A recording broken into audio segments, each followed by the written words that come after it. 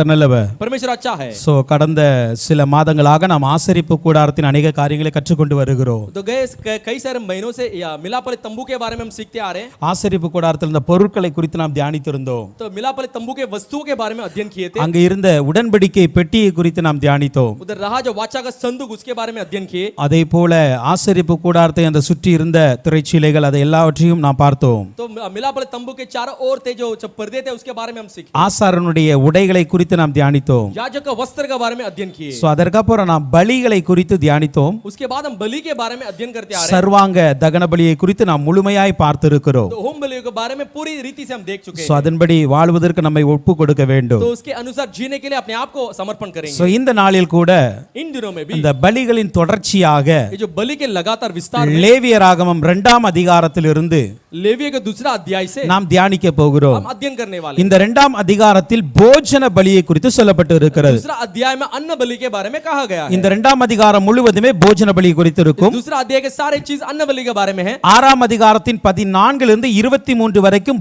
போஜன பலி ஒரு ஆசாரியர் எப்படி இட வேண்டும் என்று சொல்லப்பட்டு இருக்கும். 6वां अध्याय उसके 14 से लेकर 23 तक कैसे एक याजक को अन्न बलि को चढ़ाया जाना करके वहां पे कहा है. ஒரு முன்னுரைய ஒரு இன்ட்ரோடக்ஷன் மட்டும் இந்த போஜன பலியை குறித்ததான இன்ட்ரோடக்ஷன் கொஞ்சம் கோல் பண்ணிட்டு அப்புறம் நம்ம பலிக்குள்ளே போக போகிறோம். बारे में पहले कुछ कहकर उसके बारे में जो बलि के बारे में अंदर में जाएंगे.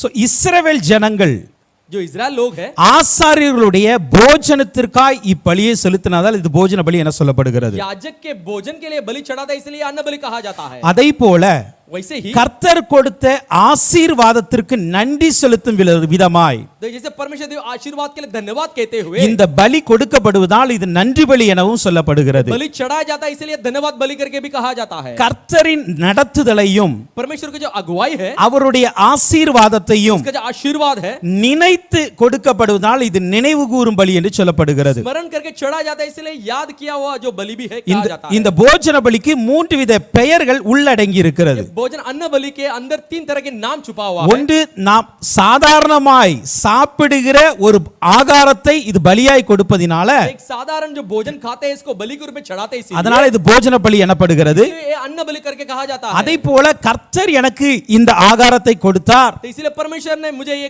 अन्न को दिया है. இந்த ஆசீர்வாதத்தை எனக்கு கொடுத்திருக்கிறார். आशीर्वाद को मुझे दिया है. என்னுடைய வயல்கள்ல விளைச்சல்கள் நல்லா வந்திருக்கிறது. खेती में सफल फसल अच्छा आया है என்று சொல்லி கர்த்தர் நம்முடைய வாழ்க்கையில கொடுத்த ஆசீர்வாதத்திற்கு நன்றி செலுத்தும் விதமாய் இந்த பலி கொடுக்கப்படுகிறது. परमेश्वर हमारे जीवन में दिया हुआ आशीर्वाद के लिए धन्यवाद कहते हुए ये बलि को चढ़ाया जाता है. அதே வேளையில் वैसे ही கர்த்தரின் நடத்துதலை நினைவு கூர்ந்து परमेश्वर को अगुवाई को याद करके இது கொடுக்கப்படுவதால் இது நினைவு கூறும் பலி என்று சொல்லப்படுகிறது. चढ़ाया जाता है इसलिए स्मरणरत बलि करके कहा जाता है. அப்ப இதுக்கு 3 பெயர் இருக்கிறது. इसके लिए 3 नाम है. போஜன பலி, अन्न बलि, நன்றி பலி, धन्यवाद बलि, நினைவு கூறும் பலி. स्मरण बलि. இந்த 5 விதமான முக்கியமான பலிகளை குறித்து நாம் பார்த்திருந்தோம். ये 5 तरह की मुख्य बलि के बारे में हम देख चुके हैं. இந்த போஜன பலியில் பார்க்கும் பொழுது अन्न बलि को देखते समय மற்ற எல்லா வித பலிகளிலும் बाकी सारे बलियों में அது சர்வாங்க தகன பலியா இருக்கட்டும், होम बलि होने दो, அதே போல பாவ நிவாரண பலியா இருக்கட்டும், पाप की निवृत्ति சமாதான பலியா இருக்கட்டும், शांति बलि होने இவை दो, எல்லாவற்றிலுமே इन सबों में ஏதோ ஒரு ஆடோ மாடோ புறாவையோ பலியிடுவார்கள். इसमें कुछ बेल बेड़ या कबूतर को बलि चढ़ाते हैं. ஹalleluya. ஆனால் இந்த போஜன பலியில் மாத்திரம் सिर्फ ये भोजन अन्न बलि में எந்த ஒரு மிருகமும் பறவையும் பயன்படுத்துவதில்லை. इसमें कोई जानवर या पक्षियां उपयोग नहीं किया जाता है. இந்த போஜன பலியில ரத்தம் சிந்துதல் இருக்காது. अन्न बलि में लहू ने बहाया जाता है. அதனால தான் இது காணிக்கைகளாக ஆடுகளையோ மாடுகளை பலியிடுறது போல இத தானியங்களின் மாவை கொண்டு வருவார்கள். इसलिए जो भेड़ बकरियां को दान के रूप में देते हैं इसलिए इसमें अनाज को ले आते हैं. மாவை கொண்டு வருவாங்க. मैदा को लेके आते हैं. அப்படி இல்லனா அந்த மாவை அடைகளாகவோ அதிரசங்களாகவோ பண்ணி கொண்டு வருவார்கள். ये जो मैदा है उसको फुल्का या रोटी के समान बना के लाते हैं. லேவியராகமம் 2ஆம் அதிகாரத்தின் 3ஆம் வசனமும் 10ஆம் வசனமும் இப்படி சொல்லுகிறது. लेवी की किताब 2 अध्याय 3 और 4 इस तरह कहती है. இது கர்த்தருக்கு இடும் தகன பலிகளில் இது மகா பரிசுத்தமானது. ये परमेश्वर को चढ़ाने वाले अन्न बलि में महापवित्र है. மகா பரிசுத்தமான பலி இது ஒன்று. ये जो महापवित्र बलि है நம்ம நினைக்கலாம், हम सोचते हैं ஐயோ ஆடு அல்லது பெரிய காளை அல்லது நம்ம கடாவை கொடுப்பதினால் அது பரிசுத்த பலி என்று பார்க்கிறோம். तो हम सोचते हैं बैल या भेड़ भेड़ या बकरी को बड़ा बलि को चढ़ाते इसलिए पवित्र बलि करके देखते हैं। ஆனால் ஒரு சாதாரண மனிதன் கொடுக்கிற ஒரு சாதாரண காணிக்கை கூட கர்த்தருக்கு பரிசுத்தமானது என்று நாம் புரிந்து கொள்ள வேண்டும். देखिए साधारण रूप से मनुष्य देने वाला साधारण दान भी परमेश्वर को पवित्र करके जान लेना चाहिए। இது அந்தண்டைக்கு இஸ்ரவேல் ஜனங்கள் கோதுமையோ வார்கோதுமையோ இருந்து உணவை சாப்பிட்டார்கள். तो देखो हर दिन जो इजराइल लोग है गेहूं होने दो जौ होने दो उसमें हर लोग हर दिन खाते थे। அதை தான் கர்த்தர் கொண்டு வராங்க. उसी को परमेश्वर के पास ले ஆனால் आते थे। அதையும் கர்த்தர் என்ன சொல்றானா இது மகா பரிசுத்தமான பலி. उसे भी परमेश्वर क्या कहता है, यह महापवित्र बलि है। அப்ப இதுல இருந்து ஒரு காரியம் நாம் கற்றுக்கொள்ள வேண்டும். हम कार्य सीख लेना चाहिए। கர்த்தருக்கு கொடுப்பதுல நாம் மனப்பூர்வமா இருக்கும் பொழுது அதை கர்த்தர் பரிசுத்தமாய் அங்கீகரிக்கிறார். परमेश्वर को देते वक्त पूरे मन से देते समय परमेश्वर उसका अंगीकार करता है। அது ஒரு சாதாரண பலியா இருந்தாலும் கூட ஓகே தான். वो साधारण बलि रहेगा तो भी चलेगा। சாதாரண காணிக்கையா இருந்தாலும் கூட ஓகே தான். साधारण दान हुआ तो भी चलेगा। இயேசு கிறிஸ்து ஒரு நாள் ஜெபாலயத்துல உட்கார்ந்து இருக்கிறார். यीशु मसीह एक दिन आराधनालय में बैठा था। அங்கு காணிக்கை பெட்டியில் காணிக்கப்படுவர்களை பார்த்து கொண்டு இருந்தார். दान पेटी में दान डालने वाले लोगों को देख रहा था। அப்ப अनेகர் வந்து காணிக்கை போட்டாங்க. कई सारे लोग आके इसमें दान डाले। அதுல ஒரு விதவையும் காணிக்கை போட்டார். एक विधवा भी दान डाली। அது வந்து ரெண்டே காசு தான் போகுறா. 2 ही पैसे को डाली। ஆனா கர்த்தர் சொல்றார் இவள் தான் அதிகமாய் போடுகிறார். लेकिन प्रभु ने कहा यही अधिक डाल रही है। அப்ப கர்த்தருடைய பார்வையில परमेश्वर के नजरिया में மேன்மையான பலி சாதாரணமான பலி என்று எதுவும் கிடையாது. आदरणीय बलि और साधारण बलि बोल के कुछ नहीं है। பலி கொடுக்கிறவனுடைய இருதயத்தை பொறுத்து அந்த பலியின் மேன்மை உணரப்படுகிறது. बलि चढ़ाने वाले हृदय के अनुसार वो बलि की जो आदर है वो दिया जाता है। ஹல்லேலூயா. हालेलुया। எபிரேய மொழியில इब्रानिय भाषा में இந்த போஜன பலிக்கு மின்கா என சொல்லப்படுறாங்க. इस अन्न बलि के नाम है मिनका करके कहते हैं। ஹல்லேலூயா. हालेलुया। மின்கா அப்படி எபிரேயத்துல சொன்னா அதனுடைய பெயர் வந்து போஜன பலி. तो मिनका इब्रानिय शब्द में कहा गया था उसके लिए अन्न बलि का मतलब है। இந்த மின்கா என்கிற இந்த எபிரேய வார்த்தைக்கு அர்த்தம் என்ன அப்படினா मिनका नामक इब्रानिय शब्द के लिए अर्थ क्या पता है? உயர்ந்தவர்களுக்கு தாழ்ந்தவர் கொடுக்கிற தாழ்ந்தவர்கள் கொடுப்பது என பொருள்படுகிறது. देखो ऊंचे लोगों को छोटे लोग देने वाला ऐसा करके मतलब है। இங்க பாருங்க நம்முடைய தேவன் யாருன்னா உயர்ந்த தேவன். हमारे परमेश्वर कौन है? ऊंचा परमेश्वर। எல்லாவற்றிலும் மேலான தெய்வம். सबसे ऊंचा परमेश्वर। அந்த உயர்ந்த தேவனுக்கு उस ऊंचा परमेश्वर को மண்ணாகிய தாழ்ந்திருக்கிற மனிதன் கொடுக்கிற பலிதான் இந்த மின்கா. मिट्टी नामक मनुष्य जो छोटा है वो देता है इसलिए मिनका करके कहते हैं। அதே போல இந்த பலியானது बलि है ஆசாரியர்களின் போஜனத்திற்காக பயன்படுகிறது. तो याजक के भोजन के लिए उपयोग किया जाता है। அப்போ ஒரு கோத்திரத்தில் அன்றைக்கு இருந்த இஸ்ரவேல் கோத்திரத்துல उन दिनों के इजराइल गोत्र में மிகப்பெரிய தலைவன் அல்லது உயர்ந்த பதவியில் இருக்கிற யார் என்றால் பிரதான ஆசாரியர். ऊंचे पद में बड़ा मनुष्य बोला गया तो प्रधान याजक है। அந்த உயர்ந்த ஆசாரியர்களுக்கு ऊंचे जो प्रधान है जो याजक है ஜனங்கள் கொடுக்கிற காணிக்கை தான் இந்த மின்கா. देखो लोग जो दान देते हैं इसी को कहते हैं मिनका। ஹல்லேலூயா. அதுதான் போஜன பலி. वही अन्न बलि है। அப்போ நாம் எப்பொழுதுமே जब हम कभी भी தாழ்ந்தவர்களாய் இருந்தாலும் கூட छोटे होते हुए भी கர்த்தர் உயர்ந்திருந்த அனுபவத்தில் இருக்கிறார் என்பதை உணர்ந்து நாம் நம்மை கொடுக்க வேண்டும். प्रभु ऊंचा अनुभव में है बोल के हम वो सोचकर ये बलि को देना है। ஹல்லேலூயா. हालेलुया। அடுத்ததாக இந்த மின்காக்கு இன்னொரு அர்த்தங்களும் இருக்கிறது. उसके बाद मिनका का और एक अर्थ भी है। அதற்கு என்ன அர்த்தம் அப்படினா क्या अर्थ है? பரிசு, तोहफा, நன்கொடை, दो दान, அல்லது அர்ப்பணம், दो जो बेट அல்லது அஞ்சலி என்று சொல்லுவாங்க. श्रद्धांजलि। ஹல்லேலூயா. हालेलुया। இதுவும் இந்த வார்த்தைக்கு இன்னொரு அர்த்தம் ये இருக்கிறது. भी इस शब्द का और एक मतलब है। அப்போ நாம் பரிசாக எனக்கு கிடைத்த ஆசீர்வாதத்துல கர்த்தருக்கு பரிசாக கொடுக்கிறேன் என்று சொல்லுதுதான் இதனுடைய அர்த்தமா இருக்கிறது. मुझे मिला आशीर्वाद को तोहफे के रूप में परमेश्वर को देता हूं बोल के इसका मतलब है। அல்லேலூயா. हालेलुया। இஸ்ரவேலர்கள் தங்களுக்காக தேவ சந்நிதியில் நிற்கும் ஆசாரியர்களுக்கு பரிசாக காணிக்கையாக கொடுத்தார்கள். இது देखो परमेश्वर जो लोग है इजराइल लोग है याजक जो है उसको तोहफे के रूप में देने वाला दान ये है। அப்படிதான் இன்னைக்கு நாமளும் என்ன பண்ணணும்? तो वैसा हम भी आज क्या நம்முடைய காணிக்கைகளை பலிகளை கொடுக்க வேண்டும். हमारे बेट और बलि को चढ़ाना है। இந்த போஜன பலியை குறித்து பார்க்கும் பொழுது इस भोजन बलि के अन्न बलि के बारे में லேவியராகமம் 2ஆம் அதிகாரத்தின் 2ஆம் வசனத்தின்படி लेवियों की किताब 2 अध्याय 2 वचन के अनुसार இது சுகந்த வாசனையுள்ள பலி வகையை சார்ந்ததா இருக்கிறது. सुखदायक सुगंधित हवन के जो प्रकार के बलि है। எப்படி சர்வாங்க தகன பலியை கர்த்தர் சுகந்த வாசனையாய் மாற்றுகிறாரோ जैसे होम बलि को परमेश्वर ने एक सुखदायक सुगंध बलि में बदलता है அப்படியே இந்த போஜன பலியை பலியையும் கூட கர்த்தர் சுகந்த வாசனை உள்ள பலியாய் பார்க்கிறார். वैसे ही ये भोजन अन्न बलि को भी परमेश्वर सुखदायक सुगंधित बलि के रूप में देखता है. இந்த போஜன பலியை இரண்டு விதத்தில் கொண்டு வந்தார்கள். इस अन्न बलि को दो तरह में ले आए. ஒன்று காணிக்கைகளாய் கொண்டு வந்தார்கள். भेंट के रूप में ले आए. அல்லேலூயா. இன்னொன்று दूसरा மற்ற பலிகள் இடும் பொழுது दूसरे बलि को चढ़ाते समय அதோடு கூட சேர்த்து இதையும் கொடுவாங்க. उसके साथ इसको भी चढ़ा देते थे. அல்லேலூயா. அப்போ இந்த போஜன பலி வந்து ஒரு சாதாரண பலி போல தான் நமக்கு தெரியும். ये जो अन्न बलि है साधारण बलि के रूप में हमें दिखती है. இது காணிக்கை படைக்கும் விதமாக இது கிடைக்கப்பட்டிருக்கிறதுனால इसे भेंट के रूप में चढ़ाया जाता है. इसलिए இந்த பலி வந்து காணிக்கையினுடைய கட்டத்திலும் உள்ளே உள்ளாக வருகிறது. அது ये जो बलि है दान के अंदर भी आ जाती है. ஏனா இது இரத்த சிந்தல் இருக்காது. इसमें लहू ने बहाया जाता है. அதனால இதை காணிக்கையாகவும் சொல்லலாம் பலியாகவும் சொல்லலாம். इसको इसीलिए इसको भेंट का भी रूप में कह भी सकते हैं बलि के रूप में भी कह सकते हैं. லேவியராகமம் 2ஆம் அதிகாரத்தின் 1ஆம் வசனத்தை பார்க்கும் பொழுது लेवी का दूसरा अध्याय पहला वचन को देखते समय கர்த்தருக்கு காணிக்கை படைக்கும் விதமாக இது செலுத்தப்படுகிறது. परमेश्वर को दान चढ़ा जाता है इसलिए वैसे चढ़ाया जाता है. அந்த வசனம் சொல்லுங்க போஜன பலியாகிய காணிக்கையை கர்த்தருக்கு செலுத்த வேண்டும் என்றால் जब कोई यहोवा के लिए अन्न बलि का चढ़ावा चढ़ाना चाहता है हालेलुया दान के रूप में அப்ப அதத்தான் இத கர்த்தருக்கு கொண்டு வர்றாங்க. इसी को परमेश्वर के लिए लाते हैं. இந்த போஜன பலியை ये जो अन्न बलि है இஸ்ரவேலர்கள் அதற்கு முன்பாக கொடுத்தார்களா அதற்கு பின்பாக கொடுத்தார்களா வேதத்தில் பார்க்க வேண்டும். देखो इजराइल लोग पहले देते थे या उसके बाद में देते थे करके शास्त्र में देखना இந்த पड़ेगा. போஜன பலியை முதல் கொடுத்தது யார் என்றால் ये जो अन्न बलि को पहला कौन चढ़ाया? ஆதாமின் குமாரனாகிய காயின் கொண்டு வந்தார். आदम के जो पुत्र काइन ने लाया. நமக்கு தெரியும் காயின் வந்து ஆதியாகமம் 4ஆம் அதிகாரத்தின் 3ஆம் வசனத்துல तो हम जानते हैं उत्पत्ति के 4 अध्याय 3 वचन में கனி வகைகளை கொண்டு வந்தார். जो फल की प्रकार को उसने लाया. கர்த்தருக்கு வந்து என்ன பண்றார் வயலில் விளைந்ததை கொண்டு வந்தார். तो परमेश्वर के लिए अपने खेती में उपज हुआ उसको लाया. சோ முதலாவதாக இந்த போஜன பலியை கொடுத்தவர் யார் என்றால் காயின் தான். देखो पहले अन्न बलि को चढ़ाया व्यक्ति बोला तो काइन ही है. அடுத்து இன்னொருவர் கொடுத்தார். उसके बाद और एक व्यक्ति ने दिया. நியாயாதிபதிகள் 13ஆம் அதிகாரத்தின் 19ஆம் வசனத்தின்படி न्याय को 13 अध्याय 19वां वचन के अनुसार சிம்சோனின் தகப்பனாகிய மனோவா கர்த்தருக்கு போஜன பலியை கொடுத்தார். सिमसोन के पिता मनोवा ने अन्न बलि को चढ़ाया. இன்னும் अनेகர் கொடுத்திருக்காங்க. कई सारे लोग दिए ஆனா हैं. வேதத்தில் இவங்க ரெண்டு பேருடைய காணிக்கை முக்கியமா எழுதப்பட்டு இருக்கிறது. शास्त्र में इन दोनों की दान मुख्य रूप में लिखा गया है. அதை போல இந்த காணிக்கை என்ன சொன்ன இந்த பலிகள் எல்லாமே இயேசு கிறிஸ்துவை குறிக்கிறதா இருக்கிறது. ये सारे बलि जो है यीशु मसीह के तुल्य में बताती है. எபேசியர் 5ஆம் அதிகாரத்தின் 2ஆம் வசனத்தை பார்க்கும் பொழுது फिर से 5वां अध्याय दूसरा वचन को देखते समय கிறிஸ்து நமக்காக தம்மை தேவனுக்கு சுகந்த வாசனையாக காணிக்கையாகவும் பலியாகவும் ஒப்பு கொடுத்து நம்மில் அன்பு கூர்ந்தார். मसीह पिता ने मसीह यीशु को अपने आप को यहाँ पे सुखदायक सुगंध बलि के रूप में देकर हमें महिमा किया है. ஹல்லேலூயா.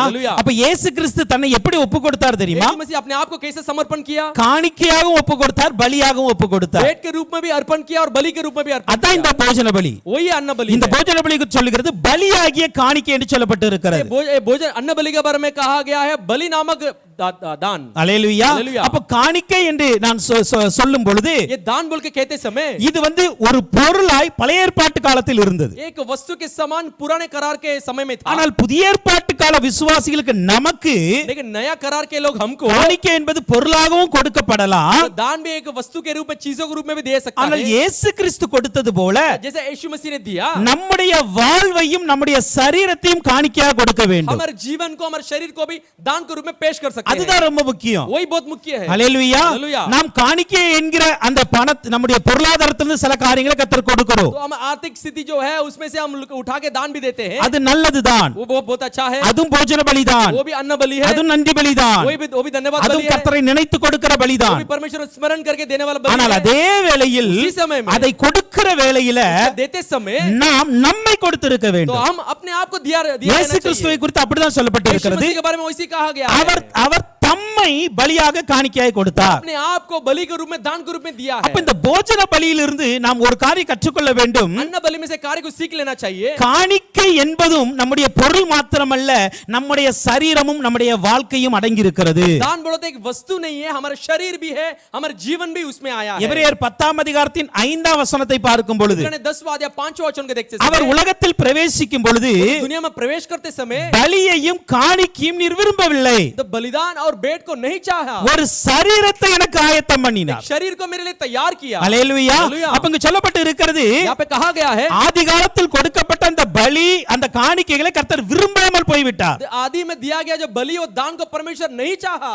ஏனா அந்த பலியை கொடுத்தார்கள் वो वो बलि को दिए थे, ஆனா கொடுத்தவர்கள் தங்களுடைய வாழ்க்கையை காணிக்கையா கொடுக்கல. लेकिन देने वाले अपने आप अपने जीवन को दान के रूप में पेश नहीं किए। அதனால தான் தேவன் என்ன பண்ணினார்னா इसलिए परमेश्वर ने क्या किया? ஒரு சரீரத்தை ஆயத்தம் பண்ணினார். देह को परमेश्वर ने तैयार कर அத இயேசு கிறிஸ்து அதே அதிகாரத்தின் தொடர்ச்சியில பார்க்கும் பொழுது लगातार वो अध्याय का देखते समय यीशु मसीह के बारे में ஐயோ என்ன குறித்து எழுதப்பட்டு இருக்கிறது, मेरे बारे में लिखा गया है, அதனால நான் போக போறேன் इसलिए मैं जाने वाला हूं என்று சொல்லி அவர் தன்னைத்தானே கொடுக்க இந்த உலகத்திற்கு வந்தார். तो ऐसा कहकर अपने आप को देने के लिए दुनिया में आया। ஹல்லேலூயா. ஹல்லேலூயா. 9 வசனம் அப்படிதான் சொல்லு 10:9 எபிரேயர் 10:9 அப்படிதான் சொல்லுகிறது. 10:9 वैसी कहती है, தேவனே உம்முடைய சித்தத்தின்படி செய்ய இதோ வருகிறேன். परमेश्वर आपको इच्छा के अनुसार करने के लिए यूं मैं आता हूं। இரண்டாவதை நிலைநிறுத்துவதற்கு முதலாவதை நீக்கி போடுகிறார். दूसरे को स्थिर खड़ा करने के लिए पहले जो है उसको हटा देता है। இரண்டாவது எது? दूसरा कौन सा है? சரீரத்தை காணிக்கையாய் கொடுப்பது. शरीर को दान के रूप में पेश करना। முதலாவது எது? पहला क्या है? பொருளை காணிக்கையாய் கொடுப்பது. वस्तुओं का दान के रूप में देना। அப்போ அந்த இரண்டாவதாய் நிலைநிறுத்தும்படி முதலாவதை நீக்கி போடுகிறார். पहले चीज को स्थिर खड़ा करने के लिए वो जो दूसरे चीज को स्थिर खड़ा करने पहले को हटा அப்போ देता है। தேவன் என்ன விரும்புகிறார் என்றால் परमेश्वर क्या चाहता है? இரண்டாவதை நிலைநிறுத்த வேண்டும். दूसरा को स्थिर खड़ा करना है। அப்படினா நம்முடைய காணிக்கையாக பலியாக நம்முடைய சரீரத்தை நம்முடைய வாழ்வை கொடுப்பதை நிலைநிறுத்த வேண்டும் அவர். पहला हमारा जो शरीर है उसे दान के रूप में पेश करने को स्थिर खड़ा करना है। அதை தான் தேவன் விரும்புகிறார். इसी को परमेश्वर चाहता है। அதுக்கு தான் நம்முடைய சரீரத்தை என்ன பண்ணணும்? சரியாக வைத்திருக்க வேண்டும். इसलिए हमारे शरीर को सही तरह से रख लेना நம்முடைய चाहिए। வாழ்க்கையை சரியாக வைத்திருக்க हमारे வேண்டும். जीवन को सही तरह से रख लेना चाहिए। ஹல்லேலூயா. ஹல்லேலூயா. இந்த போஜன பலி என்பது நம்முடைய வாழ்க்கையை அர்ப்பணிப்பின் அடையாளமாய் இருக்கிறது. जो अन्न बलि हमारे जीवन को समर्पण करने की तुल्य में है। ஹல்லேலூயா. ஹல்லேலூயா. ஹல்லேலூயா. ஹல்லேலூயா. அதே போல இந்த போஜன பலியை குறித்து பார்க்கும் பொழுது இது வேதத்துல ஏறக்குறைய 120 இடங்கள்ல இருக்கிறது. अन्न बलि के बारे में देखते समय शास्त्र में लगभग ये 120 से ज्यादा अधिक जगह पर ये है। ஹல்லேலூயா. ஹல்லேலூயா. சோ இயேசு கிறிஸ்து தம்மை தாமே ஒப்பு கொடுத்ததனால இந்த போஜன பலிக்கு அடையாளமாய் இருக்கிறார். यीशु मसीह अपने आप को समर्पण किया इसलिए अन्न बलि के तुल्य में है। அதே போல நாமும் நம்மை நாமே ஒப்பு கொடுக்க வேண்டும். वैसे हम भी अपने आप को समर्पण करना है। ஓகே, இந்த போஜன பலியில் என்னென்ன பொருட்கள் பயன்படுத்தப்பட்டது? अन्न बलि में क्या क्या वस्तु उपयोग किया அந்த गया है? லேவியராகமம் 2ஆம் அதிகாரத்தில் அதெல்லாம் சொல்லப்பட்டு இருக்கிறது. लेवी के दूसरा अध्याय में ये सब कहा गया है। லேவியராகமம் 2ஆம் அதிகாரத்தின் 1ஆம் வசனத்தில் பார்க்கும் பொழுது लेवी के दूसरा अध्याय पहला वचन में देखते समय மெல்லிய மாவை கொண்டு வந்தார்கள், मुलायम मैदे को लाया, அதற்கூட எண்ணெயை கொண்டு उसके வந்தார்கள், साथ तेल को लाए, அதனோடு கூட தூப வர்க்கத்தை 2ஆம் வசனத்துல இருக்கு தூப வர்க்கம் கொண்டு அது 1ஆம் வசனம் தான் தூப வர்க்கத்தையும் கொண்டு வருகிறார்கள். लबोन को भी लाए।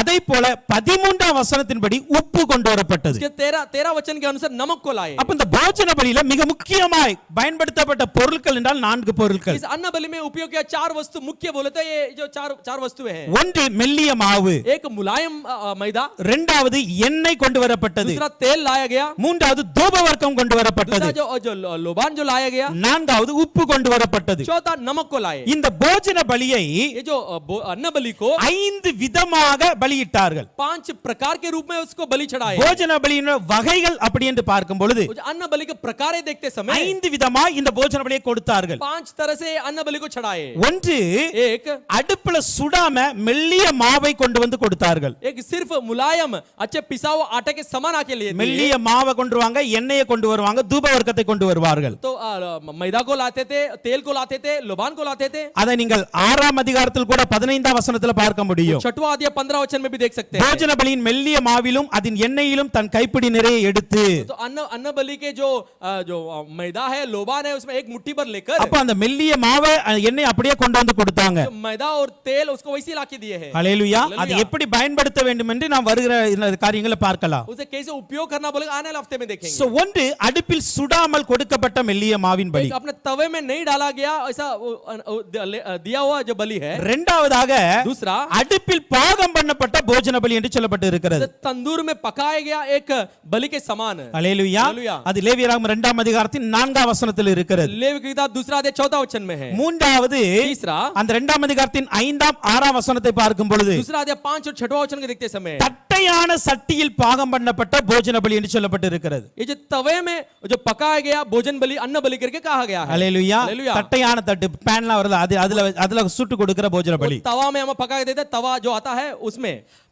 நான்காவதாக चौथा, பொரிக்கும் சட்டியில் பாகம் பண்ணப்பட்ட போஜன பலி. जो कढ़ाई में बनाया गया वो जो बलि। ஹல்லேலூயா. ஹல்லேலூயா. ஐந்தாவது பார்க்கும் பொழுது 5वां देखते समय முதற் பலன்களை செலுத்தும் போஜன பலி. जो पहले उपज है उसे देने वाला अन्न बलि। அப்ப இந்த போஜன பலி 5 வகைகள் கொடுக்கப்படுகிறது. ये जो अन्न बलि है 5 तरह से दिया जाता ஒன்று है। மெல்லிய மாவின் போஜன பலி, एक मैदे के रूप में दिया जाता இரண்டாவது है, அடுப்புல பாகம் பண்ணப்பட்ட போஜன பலி, दूसरा अपना तंदूर में पकाया गया भोजन बलि, மூன்றாவது தட்டையான சட்டியில பாகம் பண்ணப்பட்ட போஜன பலி, एक तो तवा में बनाया गया अन्न बलि, நான்காவது பொரிக்கும் சட்டியில் பாகம் பண்ணப்பட்ட போஜன பலி, तो दूसरा कढ़ाई में जो बनाया गया अन्न बलि, ஐந்தாவதாக முதற் பலனை செலுத்துகிற போஜன பலி. तो पहले उपज जो है उसे देने वाला एक अन्न बलि। இந்த போஜன பலிக்கு எபிரேயர்ல சில வார்த்தைகள் இருக்கிறது. इस अन्न बलि के लिए इब्रानियों में कुछ शब्द है। முதலாவதாக அந்த அடுப்புல சுடாமல் கொடுக்கப்பட்ட அந்த மெல்லியமான பலிக்கு வந்து மின்கா சோலேத் என்று சொல்லுவார்கள். तो पहले जो चढ़ाया जाता है, ये जो सिर्फ आटा ले आके देते हैं, उसको मिनका सोलेत करके कहते हैं। இரண்டாவது அந்த அடுப்புல பாகம் பண்ணப்பட்ட அந்த போஜன பலிக்கு दूसरा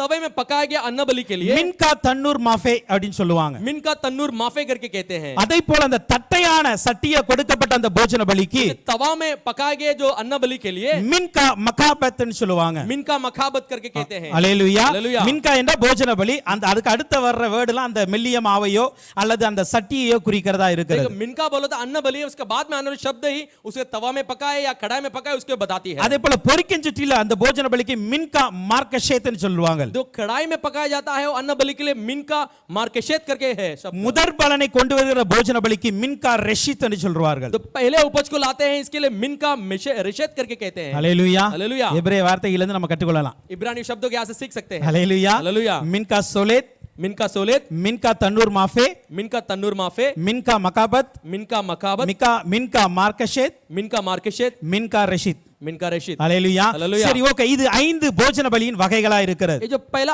5 अन्न बलि की तरह है। சோ முதலாவது போஜன பலியை குறித்து சில காரியங்களை இப்பொழுது நாம் தியானிக்க तो போகிறோம். पहला अन्न बलि के बारे में अभी हम अध्ययन करने वाले हैं। இதுவரை சொன்னது வந்து ஒரு இன்ட்ரோடக்ஷன். ये सब कहा गया एक इंट्रोडक्शन है। இந்த போஜன பலியை குறித்ததான இன்ட்ரோடக்ஷன் கொடுத்திருக்கு. अन्न बलि के बारे में हम कहा गए। இப்போ நான் அந்த முதல் பலியை எப்படி கொடுத்தார்கள் என்று பார்க்க போகிறோம். पहले बलि को कैसे चढ़ाई करके देखते हैं। லேவியராகமம் 2ஆம் அதிகாரத்தின் 1 3 வரைக்கும் சொல்லப்பட்டிருக்கிறது. लेवी के दूसरा अध्याय 1 से लेकर 3 से कहा गया है, ஒருவன் போஜன பலியாகிய காணிக்கையை கர்த்தருக்கு செலுத்த வேண்டுமானால் जो कोई अन्न बलि के जो दान को परमेश्वर को चढ़ाया जाना है, அவன் तो காணிக்கை மெல்லிய மாவாய் இருப்பதாக. उसका जो दान है वो मैदा होना है। சோ முதலாவதாக இந்த மெல்லிய மாவை கொண்டு வர வேண்டும். तो पहले ये मुलायम मैदा है, उसको ले आना है। இந்த மெல்லிய மாவு எப்படி வருகிறது ये जो मुलायम मैदा कैसे आती है, அப்படின்னு நான் பார்க்கும் பொழுது जब हम देखते समय ஒன்று கோதுமையினால மாவு எடுக்கப்பட்டது, एक गेहूं से जो आटा निकाला गया, இரண்டாவதாக வார்கோதுமையினால எடுக்கப்பட்டார்கள். दूसरा जौ से वो जो आटा निकाला गया। இது ரெண்டு என்ன பண்ணுவாங்க அப்படின்னா ரெண்டு நல்லா இடிக்கணும். अच्छा, इसको अच्छा मारते हैं, இடித்து அதை பொடியாக்க வேண்டும். उसे अच्छा पीसना है। அதற்கு அப்புறம் ஒரு சுத்தமான மாவு வரும், அது பேர் தான் மெல்லிய மாவு. तो उसके बाद शुद्ध मैदा आती है, उसे मुलायम मैदा करके இத நம்ம இங்கிலீஷ் நம்ம பைபிள்ல பார்த்தோம் அப்படின்னா ஃபைன் ஃப்ளோர்னு சொல்லப்பட்டிருக்கும். इंग्लिश बाइबल में देखते हैं तो फाइन फ्लोर करके कहा गया அந்த है। ஃபைன் ஃப்ளோர் அப்படினா ஃபைன்னாலே மிக சிறந்த அல்லது மிக தரமான ஒன்றுன்னு तो அர்த்தம். फाइन बोला तो उत्तम अच्छे तरह का एक मैदा करके कहा गया है। ஹalleluya. ஹalleluya. அப்போ நாம் கர்த்தருக்கு கொண்டு வருகிறதை எப்படி கொடுக்கணும் அப்படினா மிக சிறந்ததை கொடுக்க तो வேண்டும். परमेश्वर को जो ले आते हैं कैसे देना है, बहुत उत्तम चीज को देना है, மிக தரமானதை கொடுக்க வேண்டும். अच्छे गुण वाले चीज को देना है। ஹalleluya. ஹalleluya. அந்த மெல்லிய மாவை ஷோலேத் என்று சொல்வாங்க எபிரேயர்ல. ये जो मुलायम मैदा है, इसे शुलेत करके इब्रानी में कहते हैं। இயேசு கிறிஸ்துவுடைய வாழ்க்கையில இது இருந்ததா यीशु मसीह के जीवन में था क्या? அப்படின்னு பார்த்தா நமக்கு தெரியும். वैसे हम देखने गए तो हम जानते நாம் हैं। பார்த்தோம் இந்த கோதுமையை இடித்து உடைத்து அதுக்கு அப்புறம் தான் என்ன பண்ணுகிறது, இந்த மெல்லிய மாவு வருகிறது. ये जो गेहूं को मार कर तोड़ने के बाद ही ये जो मुलायम आटा आती है। அப்படியே இயேசு கிறிஸ்து கூட நமக்காக பட்ட பாடுகள் உபத்திரவங்களை இது சுட்டி காட்டுகிறது. तो हमारे लिए यीशु मसीह हमारे लिए मार खाया, जो उपद्रव अपने जेल लिया, इसको बताती है। அவர் நமக்காக நொறுக்கப்பட்டார். वो हमारे लिए पिसा गया। ஹalleluya. ஹalleluya. மெல்லிய மாகாவும்படிக்கு கோதுமையை உடைக்கிறது போல இயேசு கிறிஸ்து ஜீவ அப்பமாகும்படிக்கு தன்னை கொடுத்தார் அவர். तो वह जैसा एक आटा मुलायम होने के लिए अपने आप को तोड़ने के लिए समर्पण करता है, वैसा हमारे लिए जीवन की रोटी बनने के लिए यीशु मसीह अपने आप के लिए अर्पण किया। ஹalleluya. ஹalleluya. அப்ப இந்த மெல்லிய மாவு வருவதற்கு சில நிலைகள் இருக்கிறது. ये जो मुलायम मैदा आने के लिए कुछ स्थिति है, அந்த நிலையை நாம் இப்பொழுது கொஞ்சம் தியானிக்க போகிறோம். स्थिति को अभी हम कुछ अध्ययन करने वाले So, हैं। முதலாவதாக இந்த கோதுமையை என்ன செய்ய வேண்டும்? तो पहला ये गेहूं को क्या करना चाहिए? மெல்லிய மாவு வர வேண்டால் முதலாவது அது என்ன பண்ணணும், உடைக்கப்படணும் அல்லது இடிக்கப்பட तो வேண்டும். मुलायम आटा आना बोला तो उसको पहले तोड़ना है, पीसना है। ஹalleluya. ஹalleluya. அப்ப இந்த இடிக்கப்பட்டு உடைக்கப்படுகிற அனுபவம் நம்முடைய வாழ்க்கையில கண்டிப்பா இருக்க तो வேண்டும். पीसा जाना, टूटा जाने का अनुभव हमारे जीवन में होना चाहिए। ஹalleluya. ஹalleluya. ஏன் இது தேவை என்றால் क्यों ये जरूरत है?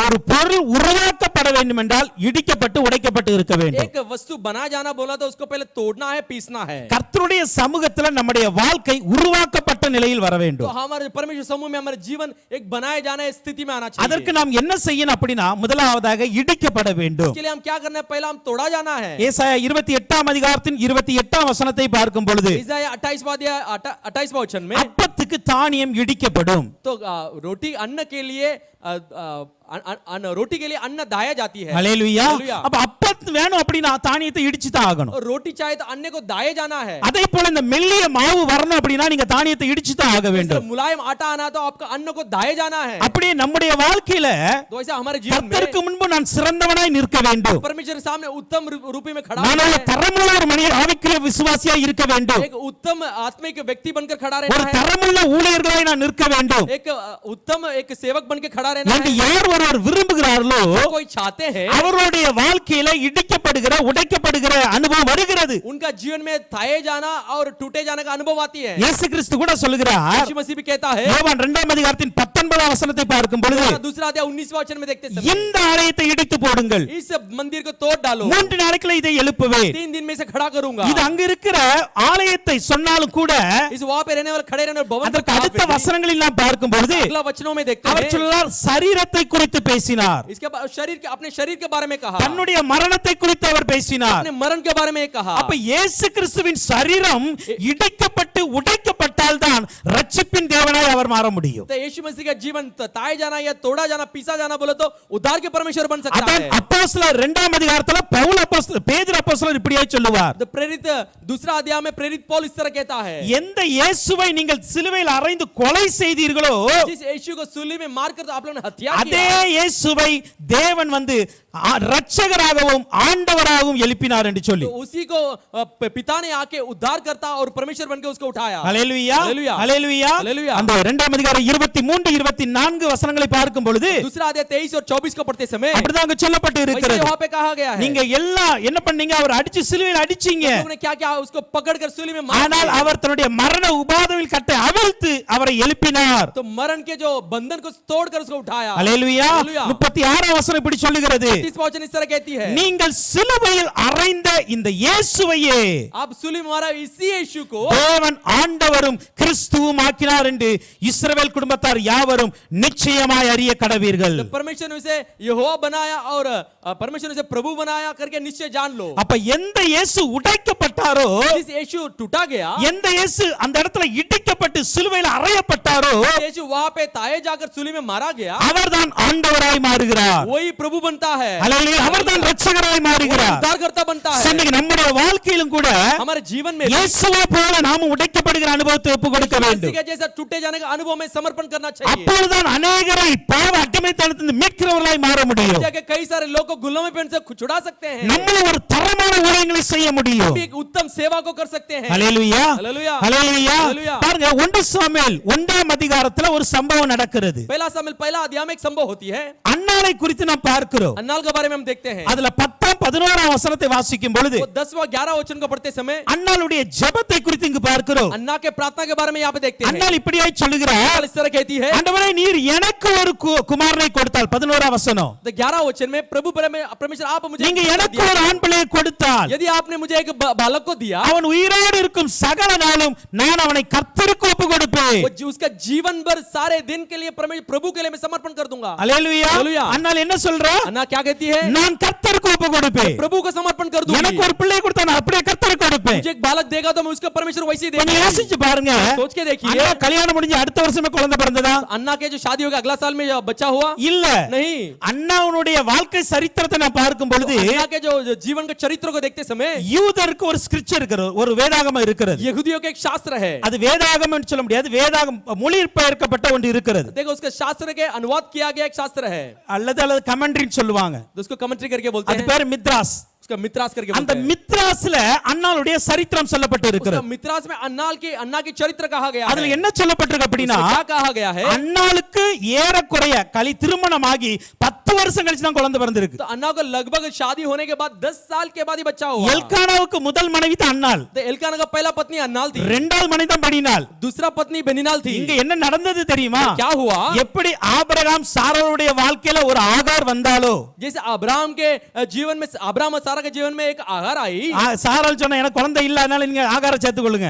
जैसे सारा ने कहा मुझे बच्चा नहीं है, आहार को शादी कर लो. இதே சம்பவம் தான் அண்ணாளுடைய குடும்பத்திலும் வந்துச்சு. यही संभव ही अन्नाल के परिवार में भी आई. அண்ணாள் வெயிட் பண்ணி பார்த்தாங்க குழந்தை இல்ல अन्नाल इंतजार कर करके देखे लेकिन बच्चा नहीं हुआ கடைசில என்ன ஆயி போச்சு आखिर में क्या किया பெனினால கட்ட வச்சாச்சு बेनीनाल को शादी करवाया பெனினால குழந்தை பிறந்த உடனே बेनीनाल की शादी होते ही எப்படி ஆகார் வந்து சாராளை அலட்சியமாய் பேசினாலோ जैसा आहार ने सारा को तुच्छ जानी அப்படியே பெனினாள் அன்னாளை அலட்சியமாய் பேசினாள் वैसे ही बेनीनाल ने अन्ना को तुच्छ जानने लगी அல்லேலூயா அல்லேலூயா. இப்ப ஏறக்குறைய 10 வருடங்களால் அன்னாள் காத்திருக்கிறார் तो लगभग 10 साल अन्ना इंतजार कर रही है ஆனால் பாருங்க எப்பொழுது அன்னாள் உருவாக்கப்பட்டாலோ அப்பொழுதுதான் அர்ப்பணிக்கிறாள் जैसे अन्ना बनाई जाती है तभी जाके समर्पण करती है குழந்தை எப்ப பிறந்துச்சு தெரியுமா बच्चा कभी हुआ पता है நல்லா புரிந்து கொள்ளுங்க அவளுடைய ஜெபம் மாறும் பொழுது குழந்தை மாறி பிறந்தது देखो उसका प्रार्थना बदलते ही उसका बच्चा भी हुआ யோசிச்சு பாருங்க सोच कर देखिए கல்யாணம் முடிஞ்சு அடுத்த வருஷமே குழந்தை பிறந்திருந்தா अगर शादी होगी अगला साल ही बच्चा हुआ அன்னாளுக்கு வந்து அந்த குழந்தை கிடைச்சிருந்தா अन्नाल को बच्चा मिला होगा तो கர்த்தர் கொடுத்திருப்பாங்களா परमेश्वर दी रहेगी நிச்சயமா கொடுக்க மாட்டாங்க निश्चय नहीं देगी அல்லேலூயா அல்லேலூயா. நிச்சயமா கொடுக்க சான்ஸே இல்ல निश्चय नहीं देगी वो ஆனா என்ன நடந்தது लेकिन क्या हुआ ஆண்டவருக்கு அந்த நாட்கள்ல ஒரு தீர்க்கதரிசி தேவைப்பட்டது तो परमेश्वर के लिए उस दिन में एक भविष्यद्वक्ता की जरूरत ஒரு थी சாமுவேல் தேவை ஆண்டவருக்கு एक सामुएल की जरूरत थी இதற்காக ஆண்டவர் என்ன பண்ணுகிறார் என்றால் इसलिए परमेश्वर क्या करता है அன்னாளை உடைக்க வைத்தார் अन्नाल को तुड़वाया அன்னாளுடைய வாழ்க்கை இடிக்கப்பட்டது अन्नाल के जीवन में पिसा गया அன்னாளுடைய வாழ்க்கையில சுகம் இல்லை तो अन्नाल के जीवन में चंगाई नहीं है அன்னாளுடைய வாழ்க்கையில போராட்டங்கள் வர अन्नाल के ஆரம்பித்தது जीवन में संघर्ष आने लगी அந்த உடைக்கப்பட்ட நிலையில தான் அன்னாள் உருவாக்கப்பட்டாள் तो उस टूटा गया अनुभव में अन्ना बनाई गई இங்கு ஒரு ஆவிக்குரிய ரகசியம் இருக்கிறது आत्मिक रहस्य है எப்பொழுது அன்னாளுடைய சரீரம் உடைக்கப்பட்டதோ जब अन्नाल की शरीर टूटी गई அதே வேளையில் அன்னாளுடைய ஆவிக்குரிய ஜீவன் கட்டப்பட்டது तो उसी समय अन्ना के आत्मिक जीवन बांधा गया ஆவிக்குரிய ஜீவன் உருவாக்கப்படுகிறது आत्मिक जीवन बनाया गया சரீரத்துல மலடின்னு சொல்லிக்கிட்டு இருக்கிறாங்க शरीर में बांझ बांझ ऐसे कहते हैं மலடின்னு சொல்ல बांझ बांझ कहते हैं அன்னாளுடைய ஆவிக்குரிய ஜீவன் உருவாக்கப்பட்டு अन्नाल கொண்டிருந்தது की आत्मिक जीवन अपने आप बनने लगी ஐயா என்ன மலடின்னு சொல்றாங்க आप मुझे बांझ कहते ஐயா हैं எனக்கு மலடி சொல்றாங்க आप मुझे बांझ कहते எனக்கு हैं பிள்ளையை தாங்க मुझे बच्चा दो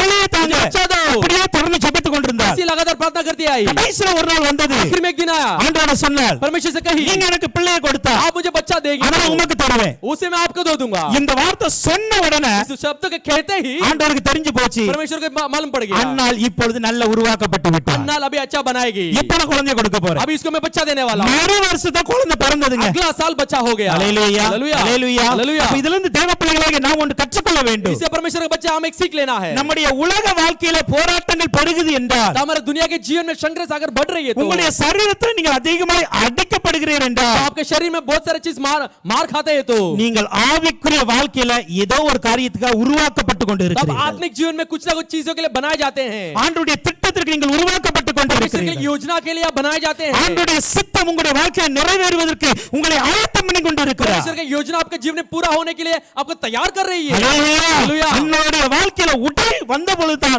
உருவாக்குகிற அனுபவம் வந்தது तो अन्ना के जीवन में जब टूटापन के जो टूटने का अनुभव आया तभी बनाएगा நம்முடைய बनाने का தேவன் अनुभव அப்படி आई। பட்டாருங்க हमारा परमेश्वर वही அவர் है காயப்படுத்தினாலும் கட்டப்படுகிற தெய்வம் அவர் गा पहुंचा तभी इसको मलम पट्टी बांधता है அல்லேலூயா हालेलुया உலக பிரகாரம் நீங்க பாதிக்கப்படலாம் आप दुनिया के रीति में आप झेल सकते हैं உலக வாழ்க்கையில நீங்கள் அடிக்கப்படலாம் दुनिया के जीवन में मार खा सकते हैं ஆனால் அந்த நேரத்தில் தான் ஆவிக்குரிய ஜீவன் உருவாக்கப்படுகிறது என்பதை மறந்து விடக் கூடாது उसी समय में आत्मिक जीवन बना जाता करके आप भूल नहीं जाना है அல்லேலூயா हालेलुया। அப்ப இந்த கோதுமை ஏன் உடைக்கப்படணும் அப்படின்னா गेहूं क्यों टूटा जाना है இது ஒரு மெல்லிய மாவை மாற ये जो வேண்டும் मुलायम आटे में बनना இது ஒரு चाहिए பெஸ்ட் ஃப்ளோரா இருக்கணும் उत्तम एक आटे में रहना चाहिए அதற்கு தான் கர்த்தர் இந்த கோதுமையை இடிக்கிறார் इसीलिए ये गेहूं को परमेश्वर पीसता है இன்னைக்கு நம்முடைய வாழ்க்கையில तो हमारे जीवन में கர்த்தருக்கு முன்பாக மிக சிறந்தவர்களாய் மாற வேண்டும் என்றால் तो परमेश्वर सामने उत्तम व्यक्ति बनना है तो ஆண்டவர்ட்ட சொல்லுங்க परमेश्वर से कहिए என்னை உடைச்சு உருவாக்குங்கப்பா मुझे तोड़कर बनाइए என்னை உடைச்சு உருவாக்குங்கப்பா तोड़कर बनाइए அண்ணாவுடைய வாழ்க்கையில் அந்த உடைத்தல் இல்லை என்றால் अन्ना के जीवन में अगर वो टूटने का अनुभव नहीं है तो அவள் கர்த்தருக்காய் உருவாக்கப்பட்டிருக்க முடியாது वो परमेश्वर के लिए नहीं बनाए जाते அவளுடைய வாழ்க்கையில சாமுவேல் வந்திருக்க முடியாது जीवन में सामुएल कभी नहीं आए रहे தேவனுக்கான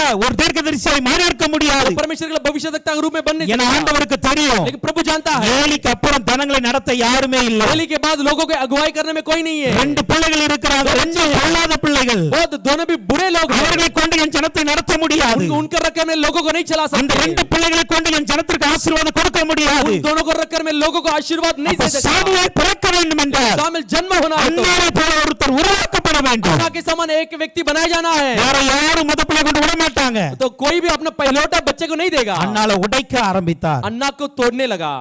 அன்னாள் உருவாகினாள். अन्नाल बन गई. அந்த உருவாக்கப்பட்ட உடனே बनने के बाद ஆண்டவர் அவள் வாயிலிருந்து வார்த்தை வந்தது. उसका मुंह से शब्द निकली.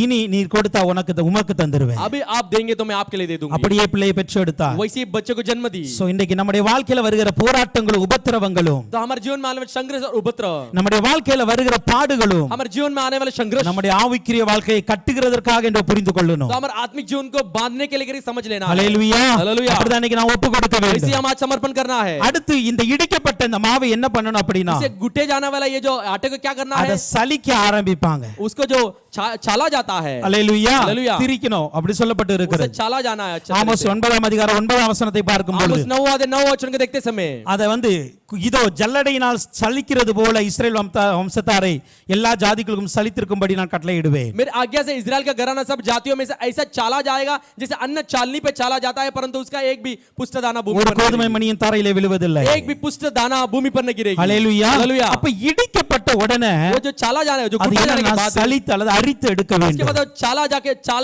चाली करना चाहिए. ஹalleluya. हालेलुया. முன்னாடி நம்ம வீடுகள்ல பண்ணி இருப்பாங்க. तो पहला हमारे घरों में किए रहेंगे. முன்னாடி அந்த உரல்ல தான் இடிப்பாங்க. तो पहला जो है वो चक्की में उसको पीसते हैं. ஹalleluya. हालेलुया. இப்ப மிஷின் வந்துட்டு. अभी सब मशीन आ गई. இப்ப நீங்க இடிக்கவும் வேண்டாம் சலிக்கவும் வேண்டாம். अभी आपको तोड़ना भी जरूरत नहीं है, अब उसको चालने की भी जरूरत नहीं है. ஹalleluya. हालेलुया. ஆனா அந்த நாட்கள் அப்படி கிடையாது. उन दिनों में ऐसा नहीं है. உரல்ல போட்டு இடிக்கணும். वो चक्की में डाल के उसको पीसना அதை है. இடிச்சதுக்கு அப்புறம் அந்த மாவு வரும். उसे पीसने के बाद वो आटा आती है. அதுக்கப்புறம் அதை சலித்து எடுப்பாங்க. उसके बाद चाला जाता है. அதுக்கப்புறம் தான் மெல்லிய மாவு வருகிறது. उसके बाद मुलायम आटा ஆனா आता ஒரு है. காரியத்தை இங்க புரிந்து கொள்ளுங்க. एक कार्य को यहाँ पे समझ लेना है. நீங்கள் முதல் தடவை இடித்த உடனே மெல்லிய மாவு வந்து तो விடாது. पहला समय गुटते ही आपको जो अच्छा आटा नहीं आ जाता. முதல் தடவை பிரித்து எடுத்த உடனே மெல்லிய மாவு வந்துராது. पहले बारी अलग किया जाने पर वो मुलायम आटा नहीं आ அதை जाता. என்ன பண்ணா மறுபடியும் இடிக்கணும் மறுபடியும் சலிக்கணும். तो उसके क्या करना है, उसको बार-बार उसको पीसना है. மறுபடியும் இடிக்கணும். तो बार-बार उसको पीसना है. மறுபடியும் அதை அரிக்கணும். उसके बाद उसको बार-बार இப்படியே पीसना है.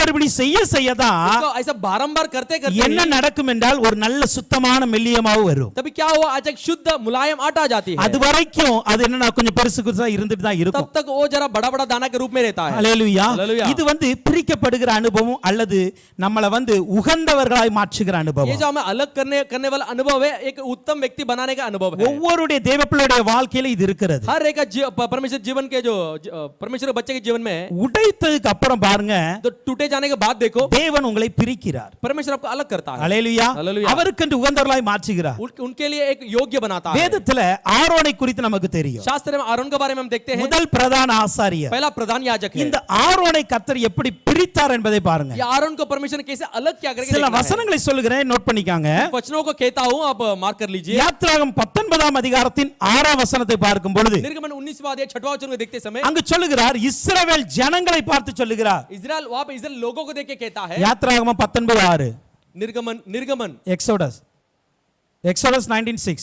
निर्गमन 19:6 அங்கு சொல்லப்பட்டு இருக்கிறது, वहां पे कहा गया है, நீங்கள் எனக்கு ஆசாரியர் ராஜ்யமும் பரிசுத்த ஜாதியுமாய் இருப்பீர்கள் आप मेरे लिए याजकों का राज्य और पवित्र जाति बनकर என்று ठहरेंगे. இஸ்ரவேல் புத்திரரோட சொல்ல வேண்டும். ऐसा इजराइल लोगों से कहना चाहिए. அப்ப ஆண்டவர் சொல்லுகிறார், இஸ்ரவேல் புத்திரர் முழுவதும் என்னன்னா எனக்குன்னு பரிசுத்த ஜாதி. सारे इजरायलियों मेरे लिए पवित्र जाति है. எல்லாரும் பரிசுத்த பிள்ளைகள் सब लोग पवित्र बच्चे हैं. என்று ஆண்டவர் சொல்ல ஆரம்பித்தார். ऐसा परमेश्वर कहने लगा. இப்ப அந்த பிள்ளைகள் பாருங்க, अब ये सारे बच्चों देखो, யாத்ராகமம் 13ஆம் அதிகாரத்தில் 2ஆம் வசனத்துக்கு வரும் பொழுது निर्गमन 13 अध्याय दूसरा वचन में आते समय ஆண்டவர் சொல்றாரு, उधर कहता है, இஸ்ரவேல் புத்திரரில் इजराइल लोगों में கற்பம் தரித்து பிறக்கிற முதற் பேனதாய் எனக்கு பரிசுத்தப்படுத்து. गर्भ खोलकर जन्म होने वाली पहलौठा है मेरे लिए है. அவர் எப்படி பிரித்தெடுக்கிறான்னு சொல்ல வருகிறேன். कैसे अलग करता करके मैं बोलने के लिए முதலாவது முழு ஜனத்தையும் பரிசுத்தவர்கள் என்று சொன்னாங்க. तो पहला सारे लोगों को पवित्र करके कहता है. அதற்கப்புறம் ஆண்டவர் சொன்னார், இல்ல ஒவ்வொரு வீட்லயும் முதல் பிள்ளை பரிசுத்தப்படும். तो उसके बाद कहता हर एक घर में पहलौठा पवित्र है. ஹalleluya. हालेलुया. இப்போ முதல் பிள்ளை எல்லாம் பரிசுத்தமாக்கியாச்சு. अभी पहलौठे के सब पवित्र कर दिया. ஆண்டவன் கொடுத்து கொண்டே இருக்கிறாங்க. तो परमेश्वर को देने लगे. எகிப்திலிருந்து வெளியே வந்தாச்சு. मिस्र से बाहर आ गए. என்னாகும் 3ஆம் அதிகாரத்தில் 12ஆம் வசனத்தை வாசிக்கும் பொழுது गिनती 3 अध्याय 12 वचन को पढ़ते समय ஆண்டவர் இப்படி சொல்றாங்க, परमेश्वर कैसा कहता है, முதற் பிள்ளைகளுக்கு பதிலாக जब पहलौठे के जो बदले में நான் லேவியரை எனக்காக எடுத்துக்கொள்கிறேன். मैं लेवियों को मेरे लिए ले लेता हूं. ஹalleluya. हालेलुया. ஆண்டவருடைய பிரித்தெடுத்தல் எப்படி இருக்கு பாருங்க. परमेश्वर का अलग करना कैसा रीति में होता है देखो. முழு ஜனம் पूरे लोग அதிலிருந்து முதல் பிள்ளை, उसमें पहलोटे बच्चे, அதிலிருந்து லேவியரை மாத்திரம் பிரிக்கிறார். सिर्फ उनमें से लेवियों को अलग करता है। இந்த லேவி புத்திரரை பார்த்துட்டு उस लेवी के पुत्र में देखकर என்னாகமம் 4ஆம் அதிகாரத்தின் 4ஆம் வசனத்தை பார்க்கும் பொழுது हिंदी 4 अध्याय 14 वचन में देखते அங்கு समय சொல்லப்பட்டு இருக்கிறது, कहा गया है கோகாத் புத்திரரின் பணிவிடை மிக பரிசுத்தமானது. तो कोहात पुत्र जो पुत्र है उनका जो सेवा है महापवित्र है। லேவியின் ஒரு மகன் தான் கோகாத். लेवी का उसमें एक पुत्र है कोहात। இப்ப என்ன சொல்றாரு, இந்த கோகாத் புத்திரரை நீ தனியா பரிசுத்தப்படு, यहाँ पे वो कहता हाथियों के जो पुत्र है वो पवित्र करके அவர்களை தனியா பிரித்தெடு. उनको अलग कर दे। இப்ப இந்த கோகாத் புத்திரரை பிரித்தெடுத்த உடனே हाथियों को जो अलग करने के बाद ஆண்டவர் என்ன சொல்றாரு அப்படின்னா, परमेश्वर क्या कहता है? யோசுவா 21ஆம் அதிகாரத்தின் 9ஆம் வசனத்தின்படி योशुआ के 21वां अध्याय 9वां वचन का கோகாத்தின் வம்சங்களிலே இருக்கிற ஆரோனை பிரித்தெடு நீ. हाथियों के जो वंश के जो आरोन है उसे अलग कर दे। அல்லேலூயா, हालेलुया, அல்லேலூயா. हालेलुया। யாத்ராம் 28:1 சொல்லப்பட்டு இருக்கிறது. निर्गमन 28:1 में कहा गया है। யாத்ராம் 28:1 निर्गमन 28:1 ஆரோன் எனக்கு ஆசாரிய ஊழியம் செய்யும்படி ஆரோனை பிரித்துக்கொள், आरोन मेरे लिए याजक का काम करने के लिए उसे अलग कर दे। அவருடைய பிள்ளைகளை பிரித்தெடு. उनको बच्चों को अलग करके ले। ஆண்டவர் ஒரு மனுஷனை எப்படி பிரிக்கிறார் என்பதை तो பார்க்கணும். परमेश्वर मनुष्य कैसे अलग करता करके देखना है। எடுத்த உடனே நீங்கள் பரிசுத்தவானாய் மாற முடியாது. ऐसा पहले उठते ही पवित्र नहीं बन सकते। இன்னைக்கு தான் நான் ஞானஸ்நானம் எடுத்திருக்கிறேன், நாளைக்கே நான் ஒரு பெரிய ஊழியக்காரனாய் மாற முடியாது. आज मैं बपतिस्मा लिया कल एक बड़ा सेवक नहीं बन सकता। ஆண்டவருக்கான உகந்தவனாய் மாற சொல்ல முடியாது. परमेश्वर को योग्य बनना ऐसा नहीं कह सकते। ஆண்டவர் ஒவ்வொரு முறையும் இடிக்கிறார், பிரிக்கிறார். तो परमेश्वर हर एक बार पीसता है, अलग करता ஏதோ है। ஒரு காரியத்தை கொண்டு அவர்களை உருவாக்கினார். कुछ ना कुछ कार्य के लिए उनको बनाता है। உருவாக்கப்பட்டவர்கள் உகந்தவர்களாய் மாற तो வேண்டும். बनाए जो लोग है योग्य बनना चाहिए। ஆண்டவர் அதுக்கு என்ன பண்ணுகிறார்? परमेश्वर क्या करता ஒரு है? ஜனத்தை தெரிந்தெடுத்தார். एक लोगों को चुनता है। அந்த ஜனத்திலிருந்து ஒரு முதல் பிள்ளையை தெரிந்தெடுத்தார். लोगों के बीच में से पहिलोटों को चुनता है। அதிலிருந்து லேவி கோத்திரத்தை उसमें தேர்ந்தெடுக்கிறார். से लेवी के गोत्र को चुनता है। அதிலிருந்து கோகாத் வம்சங்களை தேர்ந்தெடுக்கிறார். हाथिया के जो वंश को அந்த चुनता है। கோகாத் வம்சத்திலிருந்து ஆரோனின் குடும்பத்தை हाथिया தேர்ந்தெடுக்கிறார். वंश में से आरोन के पुत्र को चुनता है। இந்த